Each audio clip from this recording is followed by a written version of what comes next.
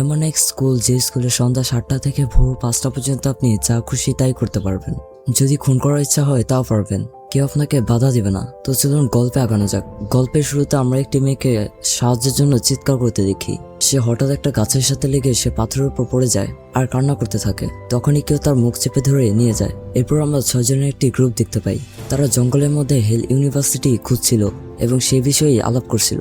এবং মিয়া নামে মেয়েটির হাতে পুরনো একটি ম্যাপ ছিল। আর তখনই জেন নামের একটি মেয়ে প্রবেশ করে। সে বলে, আমরা কি পৌঁছে গেছি? আমি যখন প্ল্যান বানিয়েছিলাম তখন আমি জিপিএস ব্যবহার করেছিলাম, এসব পুরনো ম্যাপ না। মিয়া নামে মেয়েটি বলে ম্যাপটা অরিজিনাল আর তারা প্রায় পৌঁছেই গেছে। এরপর তারা সামনে এগিয়ে যেতে থাকে। অনেকক্ষণ হাঁটতে হাঁটতে জেরোম নামের ছেলেটি বলে, আমরা আর কতক্ষণে হেল ইউনিভার্সিটিতে পৌঁছাবো? তারা বলছিল এই জায়গাটা অনেক বেশি ভুতুরে। এরপর মিয়া নামে মেয়েটি বলে, ম্যাপ হিসেবে তো এখন ইউনিভার্সিটি গেট পেয়ে যাওয়ার কথা। আর তখনই তারা সামনে একটি গেট দেখতে পায় এবং সেদিকে এগিয়ে যায়। ওই গেটের সাথে হেল ইউনিভার্সিটি লেখা ছিল। জেন তখন বলে, আমার অদ্ভুত লাগছে আর কিছুই ঠিক লাগছে না, তাই আমার মনে হয় আমাদের ফিরে যাওয়া উচিত। কিন্তু মিয়া বলে, আমরা এত কষ্ট করে হেঁটে এত দূরে এসেছি, এভাবে কিভাবে চলে যাই? বাকিরাও তখন সম্মতি জানায়। তখন একজন সেখানে ডাকতে থাকে যে ভিতরে কেউ আছে কিনা। কারো সাড়া না পেয়ে তারা সবাই ওখান থেকে চলেই যাচ্ছিল। তখনই সেখানে অদ্ভুতভাবে একজন বয়স্ক লোক হাজির হয়। সে তাদের জিজ্ঞেস করে, তোমরা এখানে কি করছো? জেরোম নামের ছেলেটি বলে, আপনি কি এখানকার গেটম্যান? লোকটি অবাক হয়ে জিজ্ঞেস করে, তোমরা এই জায়গাটা খুঁজে পেলে কি করে? ম্যাট বলে, আমরা সবাই আসলে পাহাড় হাইকিং করতে করতে হারিয়ে গিয়েছি আর জঙ্গলের মাঝে এই পরিত্যক্ত স্কুলটা খুঁজে পেলাম। জেরোম নামের ছেলেটি বলে, আপনাদের কাছে কি পানি পাওয়া যাবে? লোকটি তখন তাদের গেট খুলে দেয় আর সবাইকে ভেতরে আসতে বলে। আর বলে, একটা কথা মনে রেখো, এটা কোনোভাবেই পরিত্যক্ত স্কুল নয়। একজন জিজ্ঞেস করে, তার মানে এখানে কি স্টুডেন্টরা আছে? সে তাদের কিছুই বলে না, শুধু ভিতরে যেতে বলে। ম্যাট নামের ছেলেটি বলে, চলো তাড়াতাড়ি ভিতরে যাওয়া যাক, কারণ সূর্য ডোবার আগে আমাদের বেরিয়ে পড়তে হবে। আর যাওয়ার সময় লোকটি তাদেরকে বলে, মনে রেখো এই ইউনিভার্সিটি 7টার পরেই চেঞ্জ হয়ে যায়, যেটা মানে তারা কিছুই বুঝতে পারে না। ভেতরে গেলে লোকটি বলে, তোমাদের আগে রেজিস্ট্রেশন করতে হবে। এটা শুনে ম্যাট বলে, আমরা শুধু হারিয়ে গিয়ে এখানে এসেছি, আমরা এখানে ভর্তি হতে আসিনি। তখন জেরোম নামের ছেলেটি বলে, চলো রেজিস্ট্রেশন করা যাক। আমরা যদি ক্লাস মিসও করি তবু আমাদের বাবা মায়ের কাছে তারা বিচার দিতে পারবে না। আশেপাশের সব স্টুডেন্টরা তাদের দিকে অদ্ভুতভাবে তাকিয়েছিল। তারা সবাই এসব দেখে অনেক ভয় পাচ্ছিল। সব স্টুডেন্টরা তখন তাদের পিছু পিছু আসতে শুরু করে। আর তখনই তারা দেখে সব স্টুডেন্টরা নিজেরা নিজেদের মধ্যে লড়াই করছে। এসব দেখে তারা ভয়ে চিৎকার করতে শুরু করে। লোকটি বলে, তারা মজা করছে। জেন বলে, এটা কি ধরনের মজা? লোকটি বলে, তোমাদের সব প্রশ্নের উত্তর ভিতরে গেলে পেয়ে যাবে। তারা দেখে সবাই শুধু বলছিল, আমরা বাড়ি যেতে চাই। আর জেরো নামের ছেলেটি বলতে থাকে, আমি টেনশনে আছি যে এখানে ওয়াইফাই আছে কিনা, মানে এখানে ওর যান বাঁচবে কিনা ঠিক নাই, আর ও ওয়াইফাই নিয়ে পড়ে আছে। যাই হোক, জেন তাকে জিজ্ঞেস করে, আপনি আমাদেরকে কোথায় নিয়ে যাচ্ছেন? লোকটি বলে, হেডমাস্টারের অফিসে, রেজিস্ট্রেশন প্রসেস সম্পর্কে সে তোমাদেরকে সব বলবে। জেন বলে, আপনি কি আমাদের কথা বুঝতে পারছেন না? আমরা এখানে ভর্তি হতে আসিনি, এমন গ্যাঞ্জাম মার্কা স্কুলে আমরা ভর্তি হবো কেন? লোকটি তাদের কোনো কথা শুনে না। এরপর তারা প্রিন্সিপালের রুমে আসে। প্রিন্সিপাল তাদেরকে নিজের পরিচয় দেয় আর বলে, আমি madam Violet, headmistress of Hell University. Jane বলে, বাইরে যে গ্যাঞ্জাম হচ্ছে এই সম্পর্কে কি আপনি সবকিছু জানেন? সে বলে, এটা প্রতিনিয়ত হয়। তখন সে ওই পিয়ন যার নাম ফ্রান্সিসকো তাকে কিছু ডকুমেন্টস দিয়ে সেগুলো পূরণ করতে বলে। মিয়া তাদেরকে জিজ্ঞেস করে, এখানে টিউশন ফি কত? যা শুনে তারা দুজনেই হাসে। আর ম্যাডাম ভায়োলেট বলে, এখানে কোনো টিউশন ফি নেই, এখানে সবকিছু ফ্রি। ভাইরে ভাই, এই স্কুলে আমাকে মাসে টাকা দিলেও ভর্তি হতাম না। যাই হোক, ম্যাট বলে, এটা কি পাবলিক ইউনিভার্সিটি? সে বলে, না, এটা প্রাইভেট ইউনিভার্সিটি, তবে এটা অন্যান্য প্রচলিত সব ইউনিভার্সিটির মতো নয়। জেন বলে, এর মানে কি? সে বলে, সন্ধ্যা 7টা থেকে ভোর 5টা পর্যন্ত সময়কে আমরা ব্লাডি নাইট বা রক্তময় রাত বলি। এখানে তোমরা যা চাইবে সবকিছুই ফ্রিতে পাবে, এমনকি কাউকে মেরে ফেলতেও পারবে। যা শুনে তারা সবাই অনেক ভয় পেয়ে যায়। সে বলে, আমি তোমাদেরকে রুমে থাকতে বলবো, রুম লক করে তোমরা রুমে থেকো, যদি বাইরে যাও তাহলে উপরে যাওয়ার টিকিট পেয়ে যাবে। যা শুনে ম্যাট বলে, এটা কি কোনো মজা হচ্ছে? এসব ননসেন্সের মতো কথা বলছেন। তখন ফ্রান্সিসকোর হাতে অস্ত্র দেখে ম্যাট বলে, আমি তো মজা করছিলাম। জেন বলে, এগুলো পাগলামি, চলো আমরা সবাই এখান থেকে চলে যাব। এই লোকগুলো আসলে পাগল, তারা পাবনা থেকে পালিয়ে এসেছে। তাকে ভেনেসা আটকায় আর বলে, এটাই তো সেই অ্যাডভেঞ্চার যেটা আমরা খুঁজছিলাম, তাই প্লিজ তাদের কথা মেনে নাও। বন্ধু যে কিভাবে বাস দেয় এই মুভি না দেখলে বুঝবেন না। ম্যাডাম ভায়োলেট তখন ফ্রান্সিসকোকে বলে তাদের সবাইকে তাদের রুমে নিয়ে যেতে। আর সে জেনকে বলে, ভয়ে থাকা ভালো, কারণ একমাত্র ভয় থাকলে তুমি এখানে সার্ভাইভ করতে পারবে, তাই সাবধানে থেকো, কারণ একটা সময় তোমার বন্ধুরাও আর বিশ্বাসযোগ্য থাকবে না, কখনোই অসতর্ক হবে না, হোলিতে জানো কি হবে। এরপর তাদেরকে রুমে আনা হয় আর জেন শুধু ভাবতে থাকে জায়গাটা অনেক অদ্ভুত। তারা রুমগুলো ভাগ করে নেয়। ম্যাট জেনকে জিজ্ঞেস করে তোমার কি হয়েছে। সে বলে আমি আমার বোন অ্যালিসনকে অনেক মিস করছি। ম্যাট বলে এত চিন্তা করো না, হোস্টেল সহ বাকি সবকিছু ফ্রিতে। জেন বলে এই জায়গায় কোনো গন্ডগোল আছে, আমি এটা ফিল করতে পারছি। ম্যাডাম ভায়োলেট যেটা বললো এটা কোনোভাবেই নর্মাল নয়। আসলে এটা কি ধরনের স্কুল? ম্যাট বলে এটা হয়তো তারা শুধু আমাদের ভয় দেখানোর জন্য বলেছে, এখন তাদের রুলস মানাটা আমাদের জন্য ভালো হবে। ম্যাট বলে তুমি কি আসলে ভয় পেয়ে আছো? আর তুমি তো স্কুলের সবচেয়ে সাহসী মেয়ে ছিলে, আমরা ছেলেরা তো আছি তোমাদেরকে রক্ষা করার জন্য, তাই এখন রেস্ট নাও। ম্যাট তাকে রেস্ট করতে বলে চলে যায়, কিন্তু জেন তখন বাইরে চলে আসে আর তাদের ক্যাম্পাসটা ঘুরে দেখতে থাকে। তখন সে ব্যাকগ্রাউন্ডে বলে আমার পুরোনো স্কুলটা অলরেডি একটা নরকের গর্ত ছিল। সে বলতে থাকে এখানে এত শান্ত কেন, সব স্টুডেন্টরা কোথায় গেল? সে হাঁটতে হাঁটতে একটা পার্কের সাইনবোর্ড দেখতে পায়, কিন্তু সেখানে জঙ্গল ছাড়া কিছু ছিল না। সে ওখানকার একটা দোলনায় বসে, আর তখনই উপর থেকে মুখোশ পরা কেউ লাফিয়ে নিচে নামে। জেন দেখে তার হাত কেটে গেছে।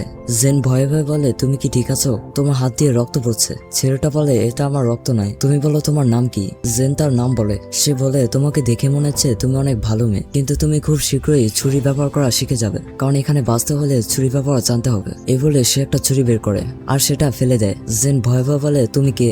সে বলে আমি তোমার বন্ধু নই, আর এখানকার কেউই তোমার বন্ধু নয়, কিন্তু আমি তোমাকে এখন ফ্রিতে যেতে দিব, কারণ এখন 6:30 বাজে, তোমার কাছে এখনো আধা ঘন্টা বাকি আছে, তাই রুমে গিয়ে সব দরজা বন্ধ করে ফেলো। সবাই এখন তোমার বন্ধুদের উপর নজর রাখছে। এই বলে সে চলে যায়। এদিকে তারা সবাই কথা বলছিল যে তাদের ফ্যামিলি তাদের নিয়ে অনেক বেখেয়াল। তাদের বাবা মা হয়তো ভাবছে তারা কোথাও পার্টি করছে।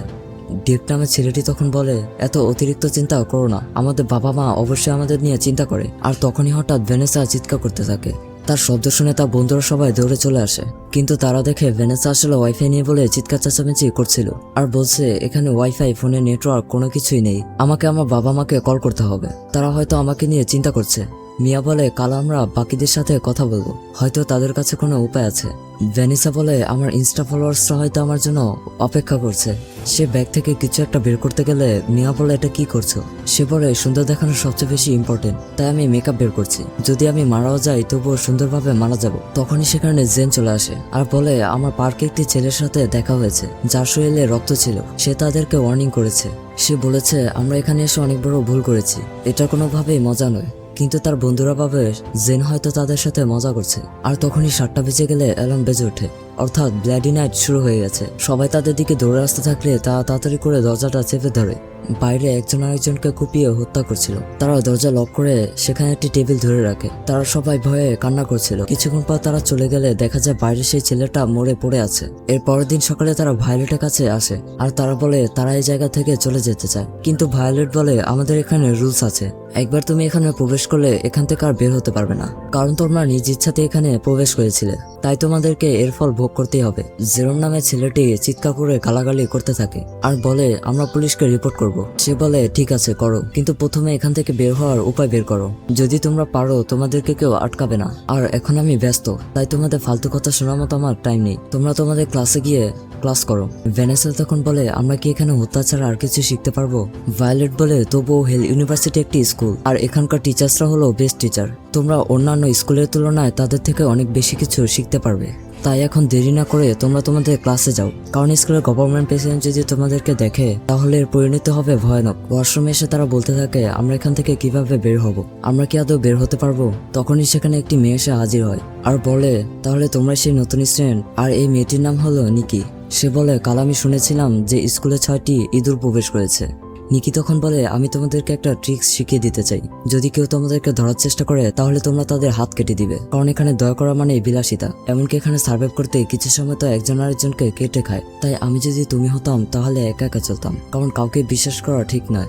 ভ্যানেসা বলে আমাদেরকে নিয়ে তোমার চিন্তা করতে হবে না, আমরা এই জায়গা ছেড়ে চলে যাব। সে হেসে বলে তোমাদের কি মনে হয় তোমরা এই জায়গা ছেড়ে কখন যেতে পারবে? ঠিক আছে, যখন রাস্তা বের করতে পারবে তখন আমাকে জানিও। এরপর একটি ক্লাসে জেন আর জেরোম আসে, তখন জেন সবাইকে দেখে অবাক হয়, কারণ সবাই নর্মাল ছিল।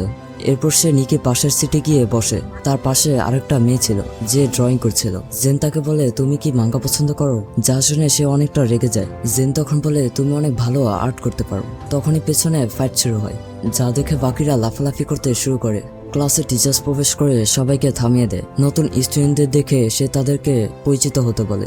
জেরোম যখন তার নাম বলছিল সবাই তার দিকে কাগজ ছুটতে থাকে। টিচার তাদের আবারও থামিয়ে দেয় আর ক্লাস শুরু করে। সে তাদেরকে অমৃত্যু সম্পর্কে পড়াচ্ছিল, যেটা মানুষের মৃত্যুকে ঠেকাতে পারে। বহু বছর ধরে মানুষই অমৃত খুঁজছে, যেন মানুষের মৃত্যুকে থামাতে পারে। এমনকি অনেকেই এটা খুঁজতে গিয়ে মারাও গিয়েছে, কিন্তু বহু বছর কাটার পরও কেউ এটাতে সফল হতে পারেনি। তখনই একটি মেয়ের চিৎকার শুনে তারা সবাই ক্লাস থেকে বেরিয়ে আসে। এদিকে আমরা মিয়াকে দেখি, তার সাথে একটি ছেলের ধাক্কা লাগে। সে তখন দেখে ছেলেটির লাল চুল এবং সে কিছুক্ষণ পরে সেখান থেকে গায়েব হয়ে যায়। তখনই মিয়া মাঠের মধ্যে একটা ঝুলন্ত লাশ দেখতে পায়। এদিকে জেন মিয়ার চিৎকার শুনে সেখানে চলে আসে। তখন জেন একটি মেয়ের থেকে জানতে পারে এই স্কুলে আসলে দুইটি গ্যাং আছে, একটির নাম হলো ব্ল্যাক গ্যাং, আরেকটার নাম হলো ডেভিল গড। মেয়েটি বলে এই কাজটা ব্ল্যাক গ্যাং এর কাজ, কারণ তার গলার মধ্যে পেগ ঢোকানো রয়েছে, যেটা তাদের চিহ্ন। আর এখন হয়তো দুই দলের মধ্যে ভয়াবহ যুদ্ধ লাগতে চলেছে, কারণ এই ছেলেটা হলো রেসিলভানিয়ার একমাত্র ছোট ভাই। জেন বলে রেসিলভানিয়াটাকে, সে বলে ডেভিল গডের লিডার। তখনই সেখানে একটি ছেলে এসে সবাইকে ক্লাসে যেতে বলে, আর ছেলেটা অদ্ভুতভাবে জেনের দিকে তাকিয়ে থাকে। এরপর ক্লাসে একজন টিচার কিছুটা লেট করে প্রবেশ করলে নিকি তাকে বলে আপনি লেট করে ফেলেছেন, আর আপনি কি জানেন না সুপ্রিম এসব পছন্দ করে না। টিচার নিকিকে সরি বলে ক্লাস শুরু করে, কিন্তু নিকি শুধু জেনের দিকে অদ্ভুতভাবে তাকিয়ে থাকে আর জিজ্ঞেস করে তুমি কি সবকিছু জানো। জেন মনে মনে বলে এই মেয়েটা আসলে কিসের কথা বলছে, সে আমাকে একা কেন ছাড়ছে না। জেন চুপ করে থাকলে সে তার গাল ধরে বলে তোমাকে আমি জিজ্ঞেস করেছি তুমি কিছু জানো কিনা। জেন বলে না আমি কিছু জানি না, কিন্তু আমি নিজে থেকে সবকিছু জেনে নিব, আমার তোমার কোনো কিছুর প্রয়োজন নেই। যা শুনে সে হাসে আর বলে কিন্তু মনে হচ্ছে তোমার কৌতূহল তোমাকে মেরেই ফেলবে, তবে যদি তুমি সত্যিটা জানতে চাও তাহলে এটা তোমাকে বের করতে হবে, অথবা তোমার কাছে আরেকটা সহজ উপায় আছে, যেটা হলো রুলস ব্রেক করা। জেন বলে তুমি আমাকে একা ছেড়ে দাও, যদি আমার কোনো ব্যাপারে জানার থাকে সেটা আমি নিজেই খুঁজে বের করব। নিকি হেসে তার মুখের চুইংগামটা তার দিকে ছুড়ে দেয় আর বলে তুমি যদি তাড়াতাড়ি মরতে না চাও তাহলে চুপচাপ রুলস মেনে নাও আর মুখ বন্ধ রাখো। জেন বলে তুমি আসলে কে। নিকি বলে আমি এখানকার বড় কুকুরগুলোর মধ্যে একজন, কেউ আমার সাথে এভাবে কথা বলার সাহস পায় না যেভাবে তুমি বলছো। সে কলম দিয়ে জেনের হাতে আঘাত করতে গেলে জেন তার হাত সরিয়ে নেয়। নিকি বলে তোমার সাহসের প্রশংসা করতেই হয়, তাই তো তোমার প্রতি আমার এত আগ্রহ। জেন নিকিকে জিজ্ঞেস করে আমি জানতে চাই আসলে এই ইউনিভার্সিটিতে কি চলছে, কিন্তু যখনই টিচার তাকে ডেকে ক্লাসে মনোযোগ দিতে বলে। এরপর ক্লাস শেষে সবাই কথা বলছিল যে তারা স্কুলের অনেক জায়গায় অনেক রক্ত দেখেছে। মিয়া বলে তোমরা কি লাল চুলওয়ালা ছেলেটাকে দেখেছো। তারা বলে না এখানে লাল চুলওয়ালা কোনো ছেলে নেই, কিন্তু মিয়া বলে আমি সত্যি তাকে দেখেছি, কিন্তু সেই ছেলেটা হঠাৎ করে কোথাও গায়েব হয়ে গেল। তারা বলে তুমি ভয়ে উল্টাপাল্টা কিছু দেখছো। এরপর তারা সবাই লক্ষ্য করে এখানে জেন আসেনি, তাদের সবার এখানে দেখা করার কথা ছিল। এদিকে আমরা দেখি জেন আসলে নিকিকে ফলো করছিল, কিন্তু নিকি এটা বুঝতে পেরে একটা জায়গায় লুকিয়ে যায় আর তাকে পেছন থেকে হঠাৎ করে ধরে ফেলে আর বলে এখন মরার জন্য প্রস্তুত হও, তুমি হয়তো জানো না আমি অনেক মানুষকে মেরে ফেলেছি, তুমি কি সেই লিস্টে যেতে চাও।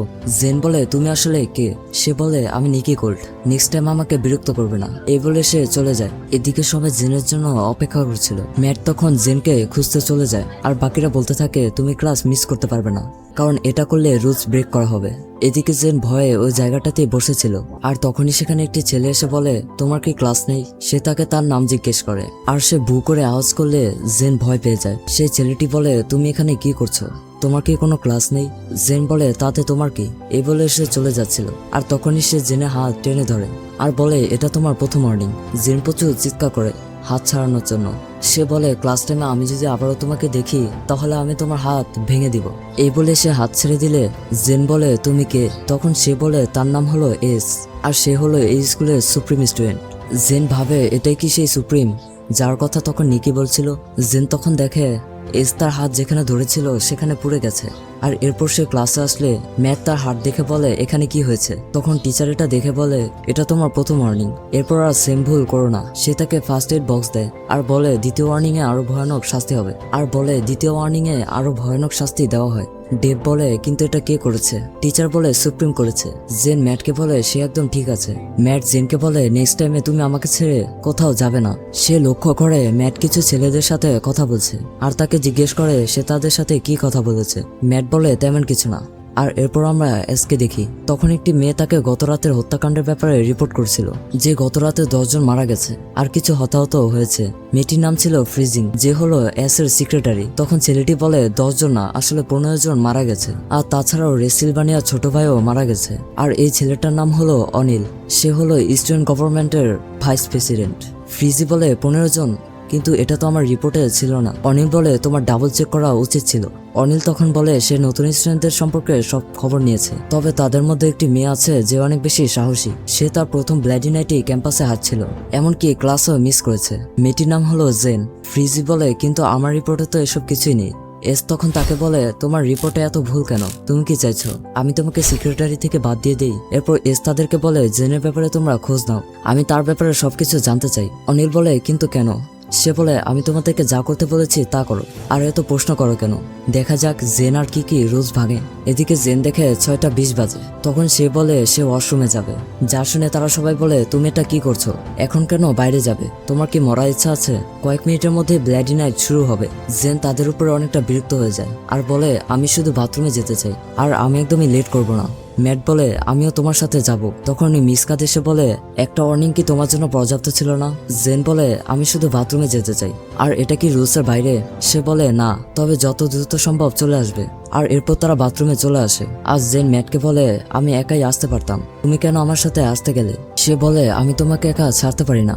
যা শুনে জেন অবাক হয়। জেন অসময়ে এসে ভাবতে থাকে, এই স্কুলে এসব কি হচ্ছে, আর কেনই বা হচ্ছে, বা স্কুলটাই বা কে তৈরি করলো? এইসব ভেবে তার মাথা ঘুরতে থাকে। তখনই সে ভাবে ব্লাডি নাইট শুরু হওয়ার আগে সে চলে যাবে, নাকি এখানেই থাকবে। আর সেটা যদি করে তাহলে তার সাথে কি হবে? আর এসব ভাবতে ভাবতে 7টা বেজে যায় এবং ব্লাডি নাইট শুরু হয়ে যায়। আর এই অ্যালার্ম শুনে সে অনেক ভয় পেয়ে যায়। বাইরে বেরিয়ে সে ম্যাটকে খুঁজতে থাকে। তখনই ম্যাট তাকে চেপে ধরে লুকিয়ে রাখে। আর সেখানে কালো মাস্ক পরা কিছু ছেলে চলে আসে। তখন তারা দুজন সেখান থেকে দৌড়ে পালিয়ে যাওয়ার চেষ্টা করে, কিন্তু তাদেরকে দেখতে পেয়ে তাদের পিছু করে। কোনো রকমে তারা বাইরে বেরিয়ে দরজা লাগিয়ে দেয়। কিন্তু তখনই সেখানে আরো একটি দল চলে আসে তাদের উপর হামলা করার জন্য। তারা তখন দৌড়ে ওখান থেকে পালিয়ে যায়, কিন্তু সামনে আরো অনেকেই তাদের উপরে হামলা করতে থাকে। আর তারা দুজনেই তাদের থেকে বাঁচার চেষ্টা করে। তখনই তাদেরকে ধরতে আসলে তারা তাদের সাথে ফাইট করতে থাকে। কিন্তু তখনই একটি ছেলে ম্যাটের পায়ে পেরেক দিয়ে আঘাত করে, কিন্তু তবুও তারা সেখান থেকে পালাতে থাকে। তারা সবাই তাদের ধাওয়া করতে থাকে। ম্যাট আর জেন একটা জায়গায় লুকিয়ে যায়। তখন জেন তাকে বলে, এখনই সময় আমাদের সত্যিটা জানার। ম্যাট বলে, তুমি কি পাগল হয়ে গেছো? আমরা মরতে মরতে বেঁচে গেছি।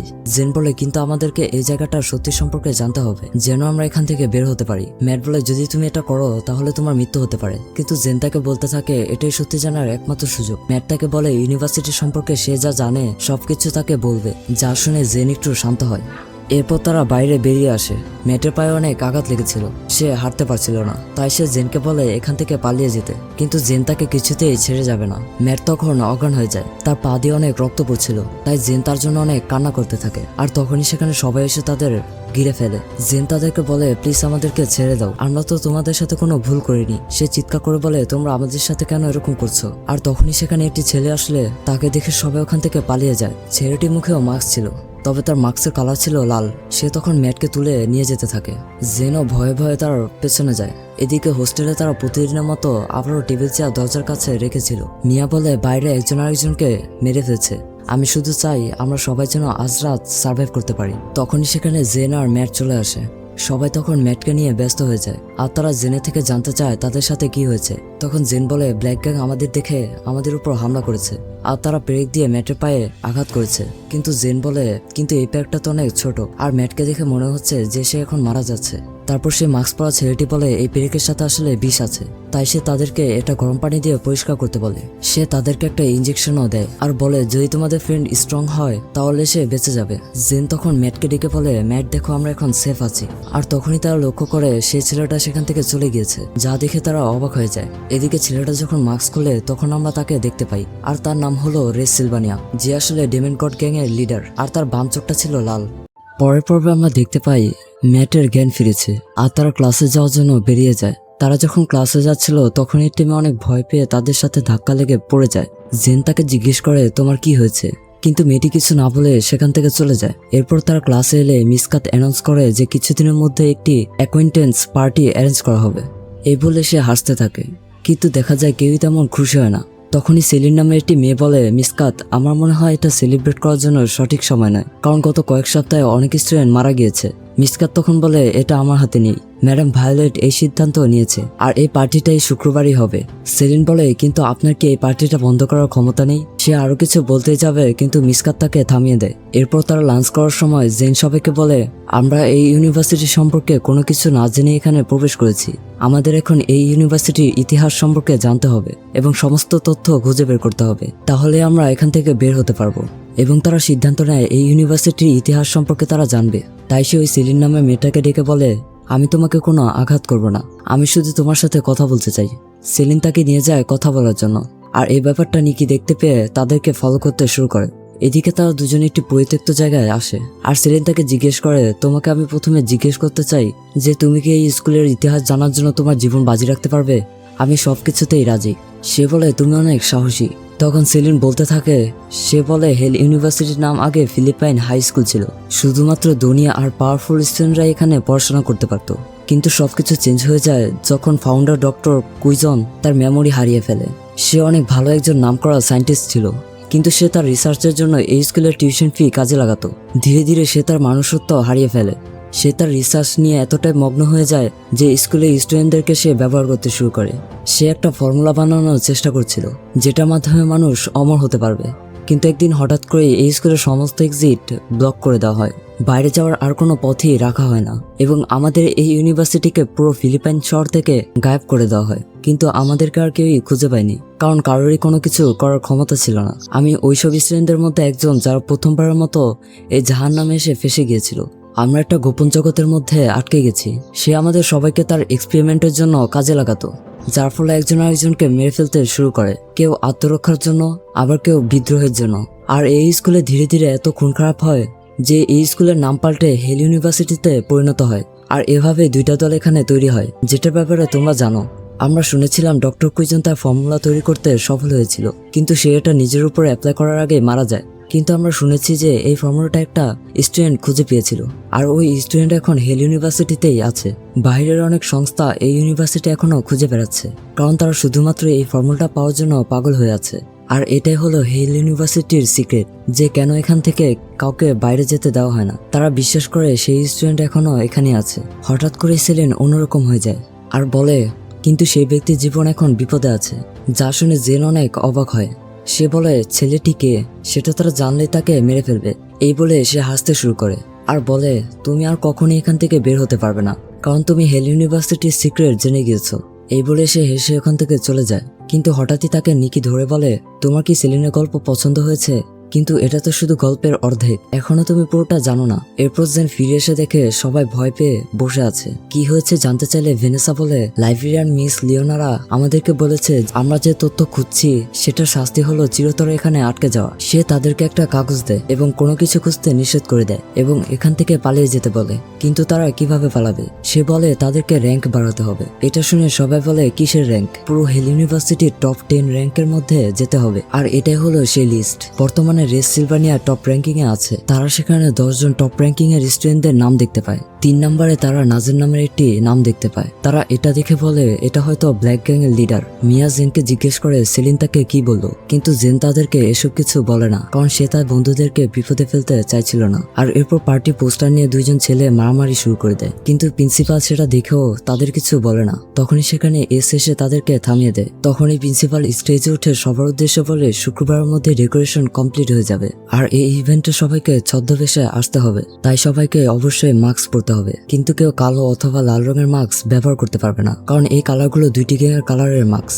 যারা গ্যাংয়ের বাইরে তারা এই কালার পরতে পারবে না। আর ওই দিন রাতে ব্লাডি নাইট বন্ধ ঘোষণা করা হবে। সেদিন কাউকে হত্যা করা নিষেধ। কেউ যদি এই রুলস ভঙ্গ করে তাহলে তাকে মৃত্যুদণ্ড দেওয়া হবে। সে তখন এসকে ডাকে বাকি অ্যানাউন্সমেন্ট দেওয়ার জন্য। এস সবাইকে বলে সে ওই দিন ইভেন্টে অংশগ্রহণ করবে না, কিন্তু সবাইকে সে সাবধান করে বলে, আমি তোমাদের উপর নজর রাখবো। এরপর জেন স্কুলের দেয়ালে একটা নোটিশ দেখতে পায়, যেখানে লেখা ছিল student government president secretary position নিয়োগ দেওয়া হবে, মানে ফ্রিজকে এসে সেক্রেটারি পজিশন থেকে বাদ দিয়ে দিবে। আর তখনই সেখানে ফ্রিজে এসে তার সাথে ঝগড়া করা শুরু করে দেয় আর বলে, তুমি আমার পথ কেন আটকে আছো? আমি হলাম এখানকার সুপ্রিমের সেক্রেটারি।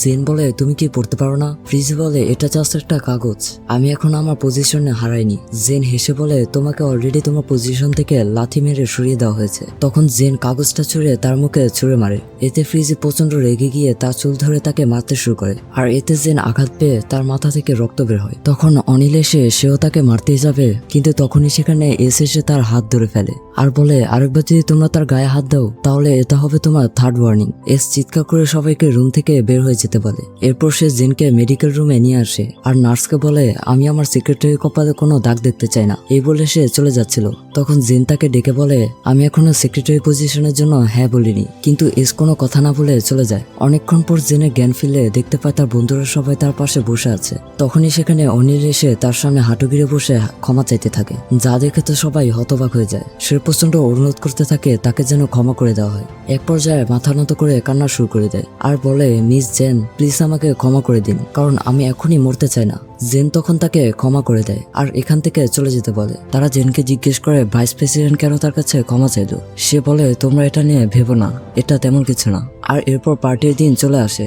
তখন আমরা জেনদেরকেও দেখতে পাই, তারাও মাস্ক পরে পার্টিতে যোগ দিয়েছে। আর তারা বলে আজকে এই জায়গাটা নর্মাল স্কুলের মতোই মনে হচ্ছে। তখনই সেখানে লাল চুলওয়ালা ছেলেটাকে মিয়া আবারও দেখতে পায় আর সে বাকিদেরকেও দেখায়। এরপর সেখানে ফ্রিজ এসে অ্যানাউন্স করে যে সে আজকে রাতের হোস্ট। সে সবার প্রশংসা করে বলে সবাইকে অনেক সুন্দর লাগছে, কিন্তু জেনদেরকে সে সবার সামনে অপমান করে। এরপর সে প্রিন্সিপালকে স্টেজে ডাকে আর প্রিন্সিপাল পার্টি শুরু করতে বলে আর সবাই তখন নাচানাচি শুরু করে দেয়। জেন বুঝতে পারে না যে সে কি করবে, তাই সে রেগে গিয়ে ড্রিঙ্কস করতে থাকে আর বিরক্ত হয়ে তাদের থেকে দূরে চলে আসে। তখনই তার ড্রিঙ্কসটা ডেভ নিয়ে খায় আর এইদিকে ওই ড্রিঙ্কস পান করার ফলে জেনের অনেক খারাপ লাগছিল, তার অনেক মাথা ঘুরতে থাকে। তখনই কেউ একজন এসে তাকে বলে, যদি তুমি এই পজিশন একসেপ্ট করে নাও তাহলে তোমার হাতে ছুরি তুলে নিতে হবে। সে তোমাকে একবার বাঁচিয়েছে কিন্তু সবসময় বাঁচাতে পারবে না। ছেলেটার মুখেও কালো মাস্ক ছিল। তখন হঠাৎ করে ডেভ অজ্ঞান হয়ে যায়। এই ঘটনায় তারা সবাই অনেক ভয় পেয়ে যায়। তখনই ম্যাটের জেনের কথা মনে পড়ে, কারণ জেনও এই ড্রিঙ্কস পান করেছে, তাই সে তাড়াতাড়ি করে জেনের কাছে চলে আসে। এদিকে জেনের অবস্থা খারাপ হয়ে যায়। জেন তখন সেখানে অজ্ঞান হয়ে গেলে কালো মাস্ক পরা ছেলেটা খুশিতে লাফাতে শুরু করে আর তখনই সেখানে ম্যাট চলে আসে আর সে সাহায্যের জন্য চিৎকার করতে থাকে। এদিকে ডেভের খারাপ অবস্থা দেখেও প্রিন্সিপাল ঘোষণা করে একজনের জন্য পুরো পার্টিটা নষ্ট করা যাবে না, যা শুনে তারা অবাক হয়ে যায় আর ভেনেসা প্রিন্সিপালকে গালাগালি করতে থাকে। এরপর নার্স বলে যে তাদেরকে আসলে হাই পাওয়ারের ড্রাগ দেওয়া হয়েছে যেটার মধ্যে বিষ আছে। ডেভ তো ঠিক হয়ে যাবে, কিন্তু জেনের শরীরে এটা ভিন্নভাবে এফেক্ট করেছে, যা শুনে তারা অবাক হয়ে যায়, কারণ ডেভ জেনের থেকে অনেক বেশি পরিমাণে ড্রিঙ্কস করেছিল। কিন্তু তারপরও ডেভ ঠিক আছে আর জেনের অবস্থা অনেক খারাপ হয়ে আছে। তারা নার্সকে ওষুধ দিতে বলে, কিন্তু নার্স বলে এটা ডক্টর দিবে আর ডক্টর এখন ব্যস্ত আছে। এই বলে সে চলে যায়, কারণ এই মুহূর্তে তার চিকিৎসা করা না হলে সে মারা যেতে পারে। তখন বাইরে আমরা লাল চাদরে ঢাকা কাউকে দেখতে পাই আর তার হাতে একটা ওষুধ ছিল। তখনই সে ওষুধটা মেডিকেল রুমে ছুড়ে দেয়। ম্যাট দেখে সেটার সাথে একটা চিরকুট আছে, যেখানে এটা তাড়াতাড়ি জেনকে খাইয়ে দিতে বলা হয়েছে, কিন্তু তারা এটা বিশ্বাস করতে পারছিল না। যদি এটা খাওয়ার পর তাদের অবস্থা আরো বেশি খারাপ হয়ে যায়। কিন্তু ম্যাট বলে আমাদের কাছে কি আর কোনো উপায় আছে? আমরা যদি এখনই কিছু না করি তাহলে তারা মারা যাবে। সে তখন তাদের দুজনকে ওষুধ খাইয়ে দেয়, কিন্তু এদিকে তাদের দুজনের কোনো উন্নতি হচ্ছিল না। আর তখনই হঠাৎ ডেভের জ্ঞান ফিরে আসে, কিন্তু জেনের জ্ঞান এখনো ফিরেনি। তারা বুঝতে পারে না এটার কারণ কি। আর তখনই সেখানে লাল চাদর পরা সেই মেয়েটাকে আমরা দেখতে পাই। সে মেডিকেল রুমে আসে। তারা জিজ্ঞেস করতে থাকে তুমি কে? সে বলে আমি তোমাদের শত্রু নই, আমি তোমাদের সাহায্য করার জন্য এখানে এসেছি। এটা বলতে বলতেই সে জেনের বুকে কিছুটা কেটে দেয়। ম্যাট আবারও ওই ওষুধটা খাইয়ে দিলে তখনই জেনের জ্ঞান ফিরে আসে। মেয়েটি বলে এই ওষুধটা রক্ত পরিষ্কার করবে। প্রথমে এটা কাজ করেনি, কারণ সে ঘুমিয়েছিল, এজন্যই আমি তার বুক কেটে দিয়েছি যেন সে জেগে যায়। তারা জেনকে নিয়ে ব্যস্ত হয়ে পড়ে আর এরই মধ্যে মেয়েটি হঠাৎ করে গায়েব হয়ে যায়। পরদিন জেন আর ডেভ পুরোপুরি সুস্থ হয়ে যায়, যা দেখে তারা সবাই অনেক অবাক হয়ে যায়। আর ভেনেসা বলে তোমরা কি সত্যি একদম সুস্থ? কিন্তু তারা বলে তারা একদম সুস্থ হয়ে গেছে এবং আগের থেকে অনেক ভালো আছে। জেন বলে কিন্তু ওই মেয়েটা কে ছিল যে আমাদেরকে বাঁচালো? তখনই টিচার চলে আসলে জেন ক্লাসে চলে যায়। তখন ক্লাসে সেলিন নামে মেয়েটি তাকে বিরক্ত করতে থাকে আর বলে তোমার কাউকে বিশ্বাস করা উচিত নয়, এমনকি তোমার বন্ধুদেরকেও না। জেন তখন বিরক্ত হয়ে ক্লাস থেকে বেরিয়ে আসে আর তখনই সে আবারও সেই মেয়েটাকে দেখতে পায়। মেয়েটি কিছু একটা দেখে ভয় পাচ্ছিল। সে তার পেছনে যেতে শুরু করে আর জেনকে যেতে দেখে ম্যাটরাও তার পিছনে। এদিকে জেন ওখানে এসে মেয়েটাকে খুঁজছিল আর বলছিল আমি তোমাকে সাহায্য করতে চাই। সে দরজা খুলে মেয়েটির এই অবস্থা দেখে চিৎকার করতে থাকে আর তখনই সেখানে সবাই চলে আসে। মেয়েটির এই অবস্থা দেখে জেনের বমি চলে আসে আর তখনই স্টুডেন্ট গভর্নমেন্ট অ্যাডমিন এসে সবাইকে তাড়িয়ে দেয় আর জেনকে তার অফিসে নিয়ে যেতে চায়। তারা বলে জেন কিছুই করেনি, মেয়েটির আগে এই অবস্থা হয়েছে। সে বলে আমরা শুধু তার সাথে কথা বলবো। এরপর সেখানে জেন এসে দেখে এস পায়ের উপর পা তুলে বসে আছে। এস তাকে বুঝতে বলে। জেন থেকে সরাসরি বলে যদি এটা ওই মেয়েটার ব্যাপারে হয়ে থাকে তাহলে আমি বলতে চাই আমি এটার সাথে যুক্ত নই। এস বলে তুমি কি ভুলে গিয়েছো তুমি প্রেসিডেন্টের সামনে বসে আছো? যাই হোক আমি তোমার ব্যাপারে বলার জন্য ডেকেছি, তোমার এসএসজি সেক্রেটারি পজিশনের জন্য। জেন বলে আমি কতবার বলবো যে আমি এই পজিশনের জন্য আগ্রহী নই। এস বলে আমি তোমার মতামত চাইনি, তাই তোমাকে এটা করতেই হবে। জেন বলে আমি এটা করতে চাই না। এস বলে তুমি হয়তো জানো না যে এসএসজি সেক্রেটারি হলে তুমি কতগুলো সুযোগ সুবিধা পাবে। একবার তুমি এই পজিশনে পেয়ে গেলে তুমি সবাইকে কন্ট্রোল করার ক্ষমতা পাবে এবং মানুষ তোমাকে ভয় পেতে শুরু করবে। জেন তখন বলে আমি এটা ভেবে দেখবো। তখন এস তাকে জিজ্ঞেস করে তুমি এখন কেমন আছো? গত রাতের ব্যাপারে আমি জানতে পেরেছি।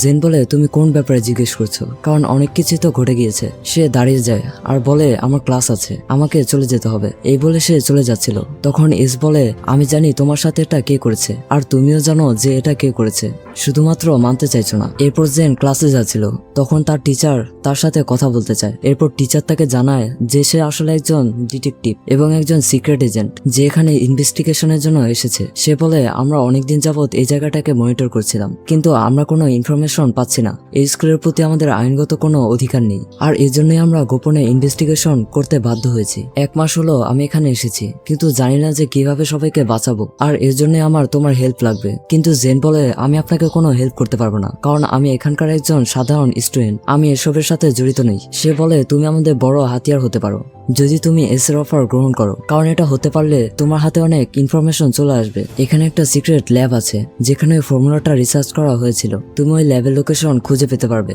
সে বলে, ডক্টর কুইজন আসলে মারা যায়নি, বরং তাকে হত্যা করা হয়েছিল এই ফর্মুলাটা নেওয়ার জন্য। তাদের কাছে ফর্মুলার কপি রয়েছে, কিন্তু সেটা অসম্পূর্ণ। ডক্টর কুইজন একজন স্টুডেন্টকে বেছে নিয়েছিল যে সমস্ত উপাদান একটা জায়গায় লুকিয়ে রাখবে, আর এরপর থেকে এটার লোকেশন কেউই জানে না। এখন তাদের আসল উদ্দেশ্য হলো ওই ফর্মুলাটা খোঁজা। তারা এখন ওই ল্যাবের মধ্যেই এটা খুঁজে বেড়াচ্ছে, তাই আমাদেরকে ল্যাবটা খুঁজে বের করতে হবে এবং তাদেরকে থামাতে হবে। তাই আমি তোমার সাহায্য চাই, তোমাকে অবশ্যই এই অফারটা গ্রহণ করতে হবে। তুমি একমাত্র যার সাহায্যে আমরা এই জাহান্নাম থেকে বের হতে পারবো। জেন বলে, কিন্তু আমি আপনাকে বিশ্বাস করতে পারছি না। এরপর জেন ফিরে এলে ভেনেসা বলে, তুমি এতক্ষণ কোথায় ছিলে? তারা নিয়ে যাওয়ার পর তোমাকে কি বললো? তারা কি তোমায় টর্চার করেছে? আর বলে, না, তারা আমাকে কোনো মারধর করেনি। আর এরপর সে একটা বই পড়তে শুরু করে। ম্যাট বলে, এটা করা বোকামি, কারণ এখান থেকে বের হওয়ার কোনো উপায় নেই। যদি থাকতো তাহলে আমরা এতদিনে খুঁজে পেতাম। জেন বলে, তাহলে কি আমরা হার মানবো? ম্যাট বলে, না, কারণ আমরা প্রমিস করেছিলাম যে এখান থেকে আমরা সবাই বের হব। একমাত্র ম্যাটই আছে যাকে সে মন থেকে বিশ্বাস করতে পারে। সে তার হাত ধরে ম্যাটকে ধন্যবাদ জানায়, কিন্তু তখনই র্যাক থেকে সব বইগুলো পড়ে যেতে থাকে। আমরা দেখি এস সেখানে ছিল, আর এসব দেখে সে অনেক রেগে গিয়েছিল। এস ওখান থেকে চলে যায়, আর তারা বলতে থাকে, এটা কি ভূমিকম্প ছিল? তারা বুঝতে পারে না যে ব্যাপারটা কি হলো। এরপর ব্লাডি নাইট শুরু হয়, আর সবাই বাইরে প্রচুর মারামারি করতে থাকে। এদিকে জেন সিক্রেটারি পজিশন নিয়ে চিন্তা করছিল। সে বুঝতে পারছিল না যে সে কি করবে। যদি এসকে সে হ্যাঁ বলে তাহলে সে অনেক পাওয়ার পাবে, কিন্তু এখানে নিশ্চয়ই কোনো গন্ডগোল আছে। আর অন্যদিকে সাল আলভারেজ, যে একজন সিক্রেট এজেন্ট, সে আমার থেকে সাহায্য চাইছে। যদি তারা দুজনে আমাকে মিথ্যা বলে থাকে, সে অনেক চিন্তিত হয়ে যায়। এদিকে স্কুলের প্রত্যেকটা জায়গায় শুধু রক্ত লেগেছিল। সকালে সবাই সেগুলো পরিষ্কার করছিল। তখনই জেন সবাইকে বলে, আমি তোমাদের সাথে পরে দেখা করছি, আমার একটা জরুরি কাজ আছে। এই বলে সে চলে যায়। আমরা দেখি জেন এস এর কাছে এসেছে, আর এস তাকে নতুন ইউনিফর্ম দিচ্ছে, মানে সে এস এর অফার একসেপ্ট করেছে। আর তখনই সেখানে জেন আর এস চলে আসে। তারা তাকে দেখে অবাক হয়ে যায়, কারণ জেন সুপ্রিম সেক্রেটারি ব্যাচ পড়েছিল। কিছু ছেলেমেয়েরা প্রথমে তাকে নিয়ে মজা করে, কিন্তু তারা পরে বুঝতে পারে জেন সত্যি সেক্রেটারি হয়ে গেছে। এর জন্য তারা তাকে সরি বলতে থাকে। কিন্তু জেনের রূপ হঠাৎ করেই চেঞ্জ হয়ে যায়, আর সে সবাইকে বলে, তোমরা আমার চোখের সামনে থেকে সরে যাও। সে তার বন্ধুদের সাথে কথা বলতে চায় না, কিন্তু এস তাকে এখান থেকে চলে যেতে বলে। তাই সে তাদের সাথে কথা না বলে সেখান থেকে চলে যায়, যা দেখে তার বন্ধুরা অনেক অবাক হয়। আর এখানেই শেষ হয় পার্ট 2। যদি পার্ট 3 দেখতে চান তাহলে সাবস্ক্রাইব করে বেল আইকন অন করে রাখুন, যেন নতুন ভিডিও আপলোড করার পর নোটিফিকেশনের মাধ্যমে আপনি জানতে পারেন। ধন্যবাদ, আল্লাহ হাফেজ।